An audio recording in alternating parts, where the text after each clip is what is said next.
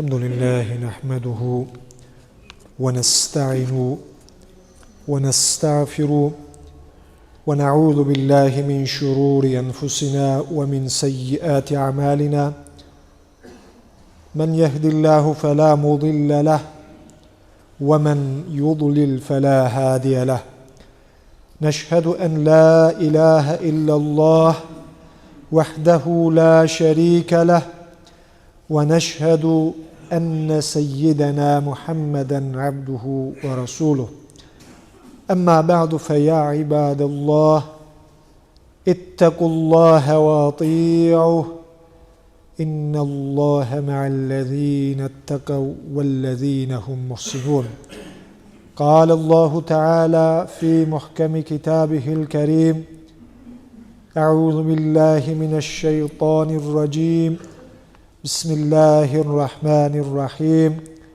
قل إن الصلاة ونسكي ومحياي ومماتي لله رب العالمين صدق الله العظيم وقال النبي صلى الله عليه وسلم اللهم منك ولك عن محمد وأمته صدق رسول الله فيما قال أو كما قال ძირფასო მორწმუნეებო, ჩვენი ღვთისმსახურებები არის მონამსახურების მოვალეობა, რომელიც გვაახლოებს ჩვენ გამჩენთან, გვაზიარებს მის კმაყოფილებას და კეთილი ზნეობით შეგვამკობს. ამის ყველაზე ნათელი გამოხატულება უზენაესი გამჩენის შემდეგი სიტყვებია, რომელიც წეღან წავიკითხეთ.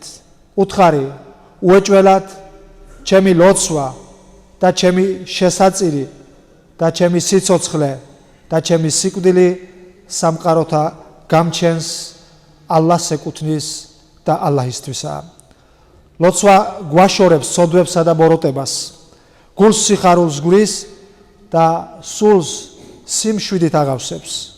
ზექათი და სადაკა ჩვენს ქონებასა და სიცოცხლეს ბარაქას შეჰმატებს. ისინი საზოგადოებაში ურთიერთდახმარებისა და სოლიდარობის ცნობიერების გამტკიცებას უწყობს ხელს. მარხვა კი გულს ათავისუფლებს ამ ქვეყნიური ვნებებისა და გაუმაძღრობის მონობისგან, სულყოფს ჩვენს ზნეობასა და პიროვნულ ღირსებას შეგძენს.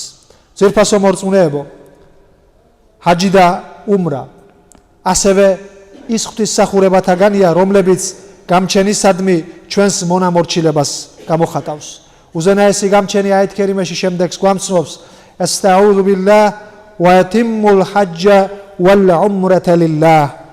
აღასრულეთ ჰაჯი და უმრა გამჩენი ალლაჰის კმაყოფილების მოპოვებისთვის.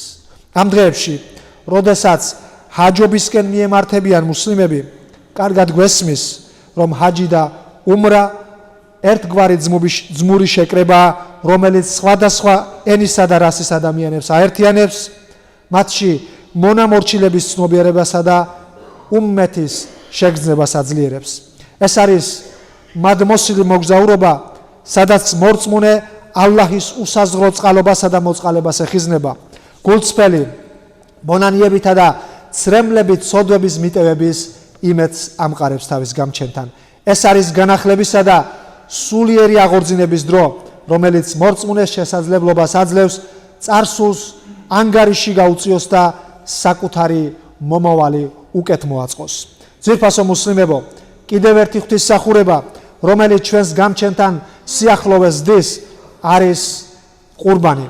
ყურბნის ღვთისმსახურება, რომლისთვისაც ამ დღეებში მზადებას ვიწყობთ, იმის მაჩვენებელია, რომ მზად ვართ ჩვენი ქონება და სიცოცხლე უზენაესი გამჩენის გზაზე ყოველგვარი ყოყმანის გარეშე გავიღოთ.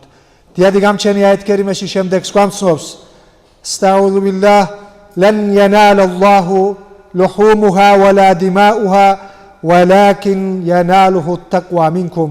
უსათუოდ ვერ მიაღწევს გამჩენთან ხორცნი შესაწირისა და ვერც სისხლი მისი, მაგრამ გამჩენთან მივა ადამიანის ღვთისმოშიშეობა. როგორც აიეთშია ნათქვამი, ყურბანის მთავარი მიზანი გამჩენი ალლაჰისადმი მორჩილებაა. ეს არის მისდამი ერთგულების გამოხატულება. ყურბანის მიზანია განვიწმინდოთ ისეთი ცუდი თვისებებისგან, როგორიცაა ეგოიზმი, სიძულწე და სიხარბე. ამასთანავე მისი მიზანია გულები ერთმანეთს გაუხსნათ, განვამტკიცოთ ერთობა და ძმობა და ვცადოთ სიკეთე თელს დედამიწაზე და ჩვენს შემოგარენში გავავრცელოთ. ძვირფასო მორწმუნეებო, ყურბანი მსხვერპლ შეწირვა სიკეთის აქტია. იგი არის გულების ხიდი, რომლებსაც ჩვენ ვაშენებთ ჩვენსა და იმ ადამიანებს შორის, ვინც ჩვენში დღეს იმეც ხედავს.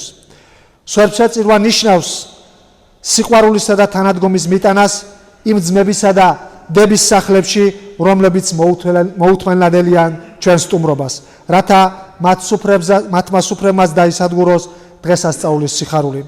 უზენაეს ალლას ვევედრებით ჯანმრთელობასა და კეთილდღეობას მიგვაღწევინოს ყურბან ბაირამამდე. ხუთბას კი ალლაის შუამავალის შემდეგი სიტყვებით დავასრულებ. მერთო ჩემო, ეს ყურბანი შენგან არის და მუჰამმედმა და მისმა თემმა შენი კმაყოფილების მოპოვებისთვის და მსახურებისთვის შესწირეს. ألا إن أحسن الكلام وأبلغ النظام كلام الله الملك العزيز العلام كما قال الله تبارك وتعالى في الكلام وإذا قرئ القرآن فاستمعوا له وانصتوا لعلكم ترحمون بسم الله الرحمن الرحيم إن الدين عند الله الإسلام